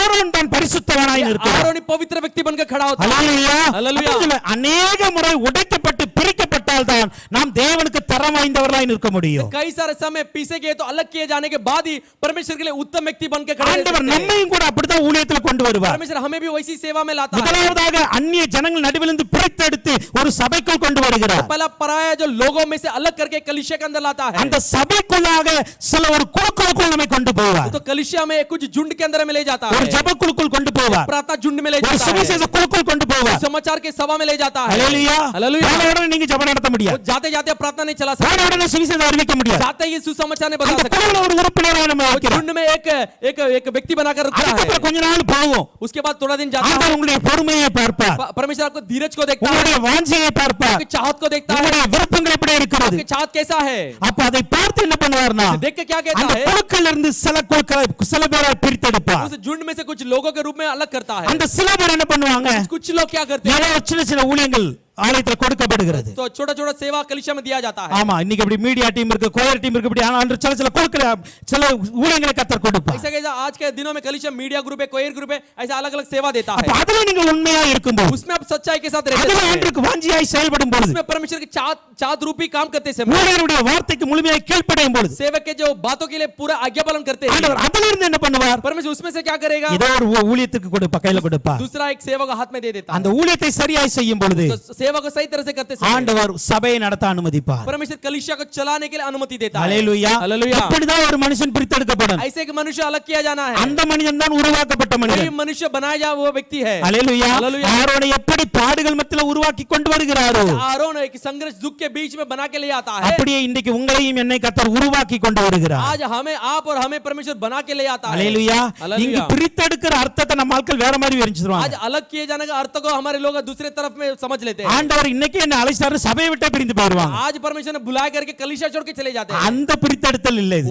वो अलग करना नहीं है। இது ஆண்டவருடைய சித்தத்தின்படி நமக்கு கொடுக்கப்பட ஊழியத்திற்காக பிரித்தெடுக்கிறார். तो परमेश्वर इच्छा के अनुसार देने वाले सेवा के लिए अलग करता है। அல்லேலூயா. हालेलुया। அத 2 தீமோத்தேயு 2ஆம் அதிகாரத்தின் 11ஆம் வசனத்தை பார்க்கும் பொழுது, दूसरा तीमुथियुस दूसरा अध्याय 11 वचन में देखते हैं, அவர்களோட கூட பாடுகளை சகித்தோமானால் उनके साथ अगर हम संघर्ष को झेले तो ஆளுகையும் செய்வோம். राज भी करेंगे। அல்லேலூயா. हालेलुया। அப்ப பாடுகள் இருக்கணும். तो संघर्ष होना है। அதுக்கப்புறம் தான் ஆளுகை செய்கிற அதிகாரத்தை கர்த்தர் கொடுப்பார். राज करने का अधिकार को परमेश्वर வெளிப்படுத்தல் देता है। 2ஆம் அதிகாரத்தின் 10ஆம் வசனத்தை பார்க்கும் பொழுது, प्रकाशित वाक्य दूसरा अध्याय 10 वचन நீ में देखते हैं, படப்போகிற பாடுகளை குறித்து எவ்வளவு பயப்படாதீங்க. तो इसे जो आने वाले दुख के बारे में कितना भी चिंता मत कीजिए। நீங்கள் சோதிக்கப்படும் பொருட்டு பிசாசானவன் சிலரை காவலில் போடுவான். आपको परीक्षा करने लायक शैतान कुछ लोगों को बंदीगृह में डालेगा। நீங்கள் உபத்திரப்படுவீங்க. उपद्रव ஆகையால் மரணமடைந்த உண்மையே இரு. फिर भी मृत्यु तक सच्चाई के साथ रहो அப்பொழுது ஜீவ கிரீடத்தை உனக்கு தருவேன். तब जाके जीवन के मुकुट को तुम्हें दूंगा ஜீவ கிரீடத்தை உனக்கு தருவேன். जीवन के मुकुट को तुम्हें दूंगा தேவனுக்கு முன்பாக உருவாக்கப்பட்டவர்களுக்கு மாத்திரமே ஜீவ கிரீடம் கிடைக்கிறது. परमेश्वर के सामने बनाए हुए लोगों के जीवन का मुकुट मिलती है அந்த ஜீவ கிரீடத்தை பெறுவதற்கு பாடுகளை சகிக்க வேண்டும். तो उस जीवन का मुकुट को पाने के लिए संघर्ष को झेलना पड़ेगा காவலுக்குள் போக வேண்டும். बंधुआ में जाना पड़ेगा உபத்திரவங்களை அனுபவிக்க வேண்டும். को झेलना है இதெல்லாம் செய்துதான் ஆண்டவர் என்ன பண்ணுகிறார்? इसे सब करने के बाद ही परमेश्वर क्या करता है ஜீவ கிரீடத்தை தருகிறார். जीवन के मुकुट को देता है ஹalleluya. हालेलुया இந்த மெல்லிய மாவு அப்படிதான் வருகிறது. तो मुलायम आटा वैसी ही आती है அப்ப இந்த உருவாக்கப்பட்ட மாவு தான் பலியாய் வருகிறது, காணிக்கையாய் வருகிறது. बना के जो मैदा है वही बलि के रूप में दान के रूप में आती है அப்ப ஆண்டவருக்கு ஏன் நன்றி பலி செலுத்தணும் தெரியுமா? परमेश्वर क्यों हम धन्यवाद बलि चढ़ाना है உங்களையும் என்னை கர்த்தர் இன்னைக்கு உருவாக்கி வைத்திருக்கிறாரே, அதற்கு நீங்க நன்றி சொல்லணும் முதல்ல. आपको और हमें परमेश्वर बना के रखा ना इसके लिए धन्यवाद कहना है ஹalleluya. हालेलुया பவுல் சொல்றது போல பாவிகளும் பிரதான பாவியாய் இருந்தேன். जैसे पौलुस ने कहा पापी में प्रधान पापी बनकर मैं हूं அப்போஸ்தலன் சொல்றதுக்கு எனக்கு எந்த தகுதியும் கிடையாது. प्रेरित बोलने के लिए मुझे कुछ काबिलता ही नहीं है ஆனாலும் என் தேவனுடைய கிருபை வந்ததனால அப்போஸ்தலனாய் மாறி இருக்கிறேன். इसे परमेश्वर अनुग्रह इसीलिए मैं जो परमेश्वर का सेवक बना हूं அதற்கு தான் கர்த்தருக்கு நன்றி செலுத்துறார். इसीलिए परमेश्वर को धन्यवाद சோ कहता है நம்முடைய வாழ்க்கையில கூட ஒரு நன்றி பலி செலுத்தணும். तो हमारे भी जीवन में धन्यवाद बलि எதற்கு चढ़ाना है செலுத்த வேண்டும் தெரியுமா? क्यों हम चढ़ाना है என்னையும் ஆண்டவர் உருவாக்கி இருக்கிறார். मुझे भी परमेश्वर बनाया है அவருடைய ஊழியத்திற்காக, उसका सेवा के लिए அவருடைய சித்தத்திற்காக, उसकी इच्छा के लिए அவருடைய பிள்ளையாக उसका बच्चा रूप என்னை में உருவாக்கி இருக்கிறதுனால मुझे बनाया इसीलिए என் தெய்வத்திற்கு நான் நன்றி சொல்லிக் கொண்டே मेरे இருப்பேன். प्रभु को मैं धन्यवाद कहते रहूंगा ஹalleluya. हालेलुया நீங்க உருவாக்கப்பட்ட நிலையில் ஆண்டவருக்கு நன்றி செலுத்த வேண்டும். बनाए गए स्थिति में परमेश्वर के लिए धन्यवाद कहो இரண்டாவதாக दूसरा இந்த மெல்லிய மாவோடு எண்ணெய் வார்க்கப்படுகிறது. इस मुलायम आटे के साथ तेल डाला जाता है ஹalleluya. हालेलुया இந்த எண்ணெய் மாத்திரம் தான் நீங்க பார்க்க முடியும். सिर्फ तेल के बारे में देख सकते हैं ஹalleluya. हालेलुया அடுத்த வாரத்துல அடுத்த காரியங்களை பார்க்கலாம். अगला हफ्ता में अगला कार्य को இந்த देखेंगे எண்ணெயை குறித்து பார்க்கும் பொழுது तेल के बारे में देखते समय இது எபிரேயத்துல ஷெமன் என்று சொல்லப்படுகிறது. इब्रानियों में शमन करके कहा गया ஹalleluya. हालेलुया இந்த எண்ணெய் என்ன நமக்கு ஓரளவுக்கு தெரிந்திருக்கும். ये तेल क्या बोल के हम लोग कई सारे जान सकते இந்த हैं எண்ணெய் என்பது பரிசுத்தாவினுடைய அடையாளமா ये இருக்கிறது. जो तेल है पवित्र आत्मा का चिन्ह है அப்படினா அபிஷேகத்தின் அடையாளமாய் காணப்படுகிறது. वैसा बोला था अभिषेक के चिन्ह के रूप में पाया जाता है சங்கீதம் 92 அதிகாரத்தின் 10 வசனத்தின்படி भजन संहिता 92 10वां वचन में புது எண்ணெயால் என்னை அபிஷேகம் பண்ணுகிறீர். नया तेल से मुझे अभिषेक करते हैं சங்கீதம் 23 அதிகாரத்தின் 5 வசனத்தின்படி भजन संहिता 23वां अध्याय 5वां वचन என் में தலையை எண்ணெயால் அபிஷேகம் பண்ணுகிறீர். मेरे सिर को तेल से अभिषेक करते हैं ஹalleluya. Hallelujah 92 10 23 5 brother. ஓகே.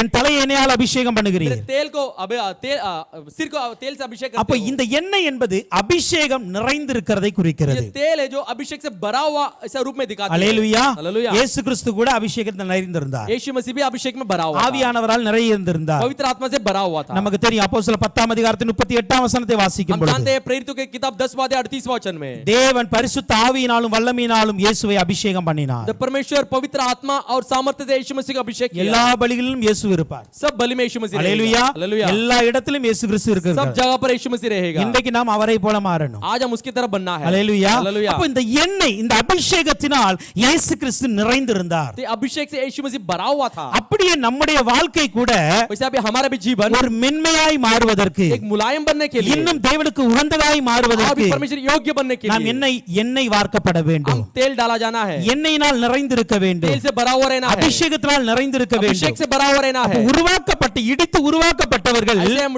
पीस कर बनाए जाएंगे உகந்தவர்களாய் மாறணும் அப்படினா எண்ணெய் கொடுக்கப்படுகிறது. योग्य बनना है तो तेल दिया जाता है அப்ப பார்க்கலாம், हम देखते हैं अभी இந்த மெல்லிய மாவு இருக்கிறது. ये जो मुलायम जो मैदा है இந்த மெல்லிய மாவு அப்படியே வச்சு ஏதாவது பண்ண முடியுமா? इस मुलायम मैदा को ऐसे रख कुछ कर सकते हैं உங்க வீட்ல எல்லாரும் சப்பாத்தி போடுவீங்க. तो आपके घर में सब लोग चपाती बनाते மாவு हैं அப்படியே சப்பாத்தி போட முடியுமா? तो आटे को वैसी चपाती में बना सकते हैं முடியாது. नहीं என்ன பண்ணணும்? क्या करना है கொஞ்சம் தண்ணி ஊத்தணும், थोड़ा पानी डालना है அது கூட எண்ணெய் விடணும், उसके थोड़ा तेल भी डालना அதுக்கப்புறம் அது நல்லா பிசையணும். उसके बाद अच्छा गूंदना है அந்த மாவு வந்து சாஃப்ட் ஆகும். वो जो आटा है मुलायम बनती है ஹalleluya. हालेलुया அந்த மாவு இப்பொழுது அந்த எண்ணெய் சேஃப் பண்ணாலும் பண்றதுக்கு ஆயத்தமாயிரும். तो जो आटा है अभी कौन सा भी रूप में बनाने के लिए वो तैयार होती है இப்ப இந்த எண்ணெய் விடலனா அந்த மாவு பயன்படாது. अब ये तेल नहीं डाला तो जो आटा उपयोग नहीं होती அப்படிதான் நம்முடைய ஆவிக்குரிய வாழ்க்கை.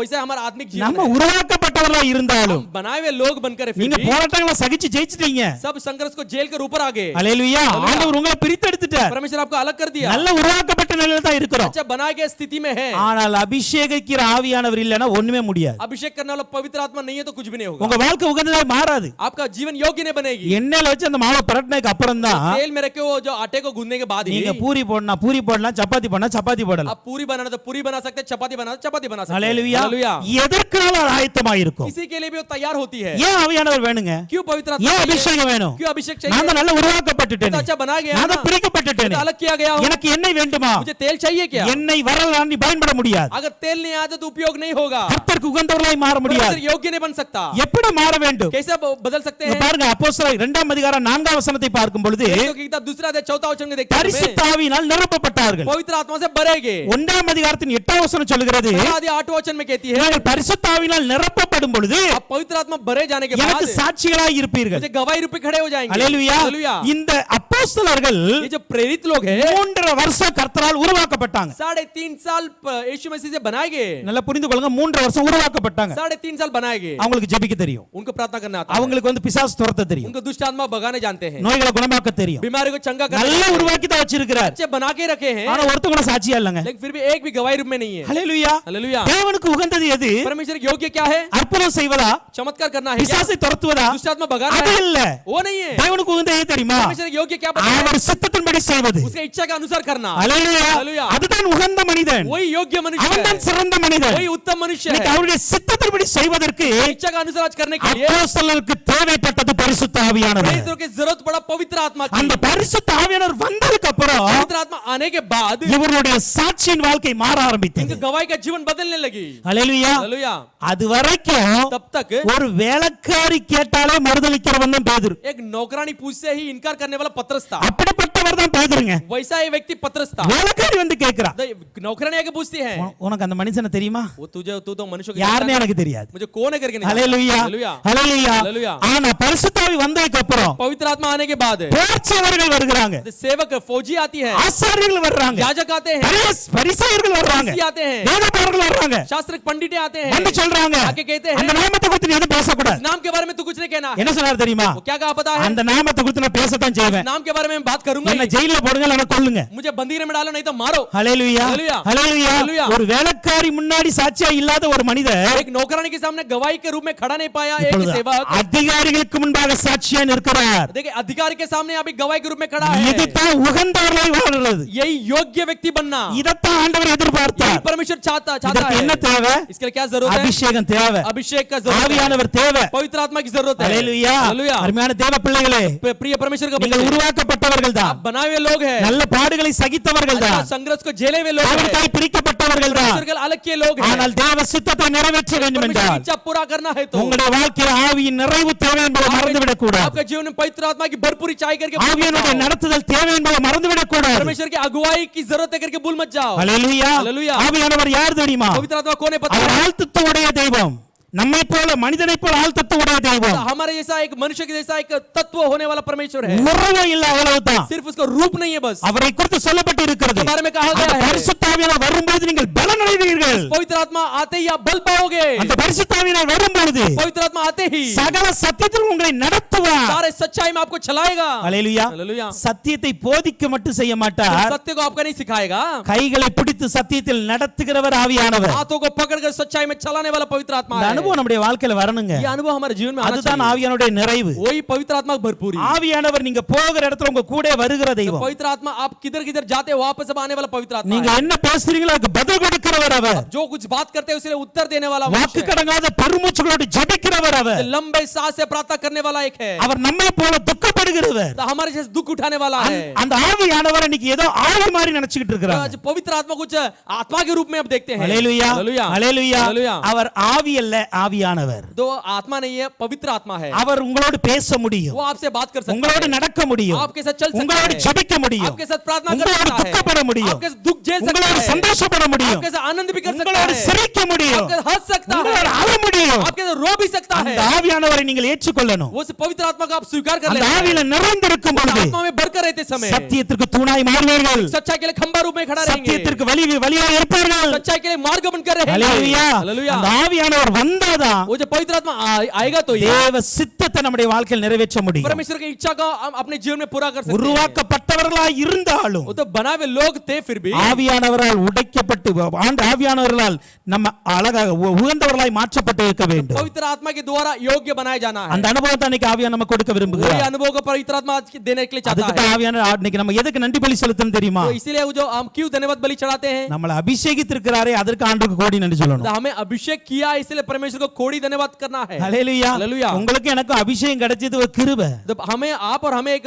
पवित्र आत्मा मिला और अनुग्रह है எத்தனை நன்றி சொன்னாலும் காணாதுங்க इतना भी धन्यवाद कहो तो भी काफी नहीं होगा ஹல்லேலூயா हालेलुया அவர் சகல சத்தியத்தையும் நம்மை நடத்தி கொண்டு वो இருக்கிறார் सारे सच्चाई में हमें चला रहा है ஓகே அப்ப இன்னைக்கு இந்த மெல்லிய மாவை குறித்து பார்த்திருக்கிறோம் तो आज हम मुलायम आटे के बारे में हम देखे அந்த हैं மெல்லிய மாவு இடிக்கப்பட்டு பிரிக்கப்படுகிற அனுபவம் இருக்கிறது तो जो मुलायम आटा है वो जो गुट्टा जाना है अलग किया जाना அது है நம்மை உருவாக்குகிறது वो हमें बनाती है அப்ப கர்த்தர் நம்மை உருவாக்கி இருக்கிறார் அதற்கு நன்றி செலுத்த तो வேண்டும் परमेश्वर हमें हमें बनाया इसके लिए धन्यवाद कहना है இன்னும் உருவாக்க ஒப்பு கொடுங்க और भी बनने के लिए ஏன்னா அது समर्पण இடித்து कीजिए। சலித்து சலித்து மறுபடி வர்ற process तो गुटा जाना है और उसके बाद चाला जाना है गुटा जाना चाला जाना है ये बारंबार होती है வருக வரைக்கும் அப்படியே மாற்றி நம்மள வந்து உருவாக்கணும் ஆண்டவர் आगमन तक ये बारंबार होती रहती है ஹல்லேலூயா हालेलुया அடுத்ததாக எண்ணெயினால் நிரம்பி இருக்க उसके வேண்டும் बाद तेल से भरा हुआ रहना இது चाहिए கர்த்தருக்கு உகந்தவர்களாய் தேவ சித்தத்தை நிறைவேற்றுகிறவரை நம்மை மாற்றுகிறது परमेश्वर योग्य और परमेश्वर इच्छा का पूरा करने वाला हमें बना देती है அபிஷேகத்தின் நிறைவு இயேசுவுக்குள் இருந்தது போல் நமக்குள் வருவதாக अभिषेक जो पवित्र आत्मा की भरपूर यीशु मसीह के अंदर था वैसे हमारे अंदर भी आना அதற்கு चाहिए தான் நம்மை நான் ஒப்பு கொடுக்க போகிறோம் इसलिए हम अपने आप को समर्पण करना है அப்பா எங்களையும் ஒரு போஜன பலியாய் ஒப்பு கொடுக்கிறோம் पिता हमें भी एक अन्न बलि के रूप में समर्पण करते हैं நீர் எப்படி அந்த போஜன பலியாய் ஒப்பு கொடுத்தீரோ जैसे आपने एक अन्न बलि के रूप में अपने आप को समर्पण அப்படி किए எங்கள் வாழ்க்கையை தருகிறோம் तो वैसे हमारे जीवन को देते हैं எங்கள் ஆவி ஆத்மா சரீரத்தை தருகிறோம் एक आत्मा प्राण को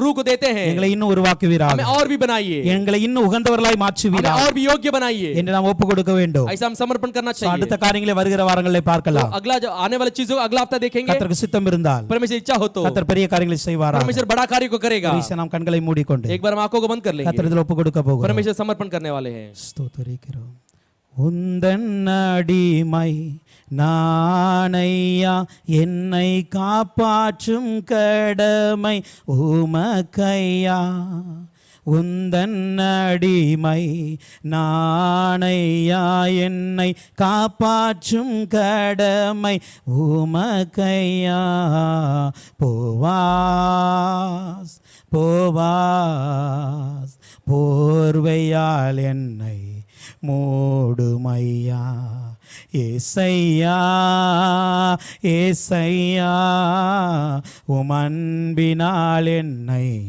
மூடுமையா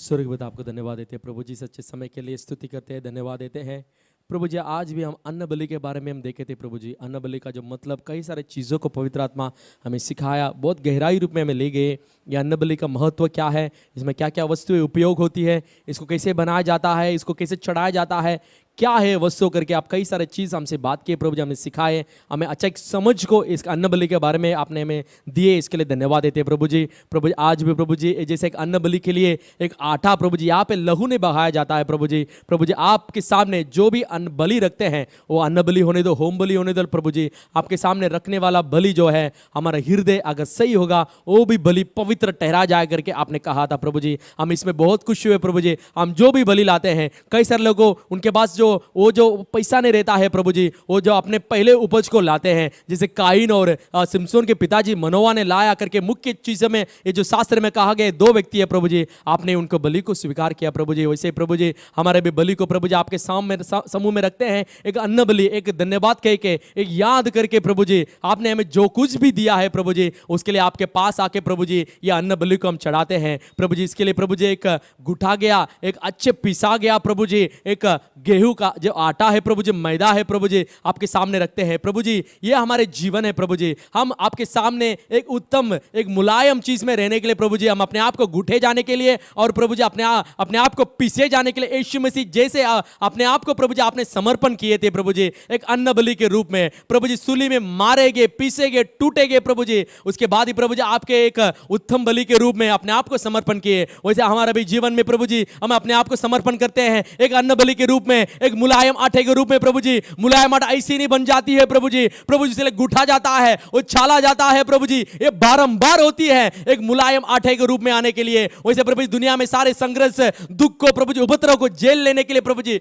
जेलेंगे तो प्रभु जी आपके साथ हम आके रुक सकते हैं आपके सामने खड़े रह सकते हैं एक गवाही का जीवन प्रभु जी हालेलुया सारे प्रेरित प्रभु जी अपने जीवन को प्रभु 3.5 साल आपके साथ रहे फिर भी उनका जीवन गवाही के रूप में नहीं बना लेकिन पवित्र आत्मा आते ही प्रभु जी आपका जीवन उनका जीवन बदल गया प्रभु जी वैसे प्रभु जी जी एक तेल की एक अभिषेक हमारे अंदर होना चाहिए, एक हमारे अंदर तेल पाया जाना चाहिए प्रभु जी। ऐसे नहीं प्रभु जी, एक तेल के अभिषेक हमारे जीवन में जरूरत है प्रभु जी। हमारा भी जीवन में जैसे चेलों के जीवन में एक तेल के अभिषेक का भरपूरी कैसा प्रभु जी उनको जीवन में चाहिए था, जैसे आपके भी जीवन में प्रभु जी कैसे पवित्रता एक अभिषेक की जरूरत थी, अभिषेक का भरपूरी था, वैसे हमारा भी जीवन में अभिषेक का भरपूरी होना चाहिए। आखिर में देखे थे पवित्र आत्मा एक मुलायम व्यक्ति है प्रभु जी, हमारे जैसा दुख बोझ सब उठाने वाला, एक दुख सुख भूख सब झेलने वाला एक मनुष्य बनकर था। वैसे प्रभु जी हमारे भी जीवन में प्रभु जी पवित्र आत्मा की बहुत जरूरत है प्रभु जी। उसे रखकर हमारे जीवन में अगुवाई करने के लिए, उसके मार्ग में चलने के लिए वो हमारे हाथ पकड़कर चलाने वाला पवित्र आत्मा है प्रभु जी। प्रभु जी इसके लिए धन्यवाद देते हैं, एक अन्न बलि के रूप में अपने आप को समर्पण करते हैं प्रभु जी, आपके हाथों पे सौंपते हैं, आप ही चलाइए महिमा रूपी। और भी प्रभु जी आपका चीजों को, आपका जो शास्त्र के वचनों को हमारे बीच में प्रकट करके दीजिए, और भी गुप्त चीजों को प्रभु जी आप प्रकट करके दीजिए। आज के दिनों में कई सारे इब्रानी शब्दों को हम सीख लिए प्रभु जी, उसके लिए धन्यवाद कहते हैं प्रभु जी। और कई सारे गहराई चीजों को प्रभु जी आपने आपके दास के द्वारा हमें सिखाए, उनके द्वारा हमें प्रकट किए, उनके द्वारा हमसे बात किए प्रभु जी, इसके लिए धन्यवाद देते हैं। हम इसके लिए काबिल नहीं है, फिर भी प्रभु जी आपके समूह में समर्पण करते हैं, यीशु मसीह के नाम से मांगते पिता, आमीन।